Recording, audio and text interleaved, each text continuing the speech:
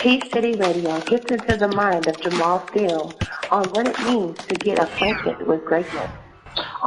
That actually just comes from one my life, and also it comes from 1 John 4:4, which states that greater is He that lives within me than he that lives within the world. So basically, if there's greatness that lives within me, then I just want you to get acquainted with it, but I also want you to get acquainted with the greatness that lives within you as well. A lot of it does tie in with my spiritual beliefs as far as my life is concerned, but a great deal of it does indeed tie in with, how I came up.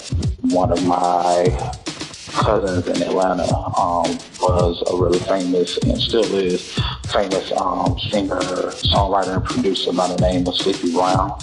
And he's 1/3 of the production trio Organized Noise. And so basically, it was one of those things, just like how Denzel's mother told him in American Gangster, if you had became a doctor, your nephews and your cousins would have became doctors. That's pretty much how the situation was with us. Like, I always just saw him doing music, and so it was something that I wanted to get into. But it was also something I wanted to get into because it was the best way to express myself. And, that's where a lot of my creativity comes from, just my life and expressing who I am as an individual. For more with Jamal Steele, visit thehouseofpc.com.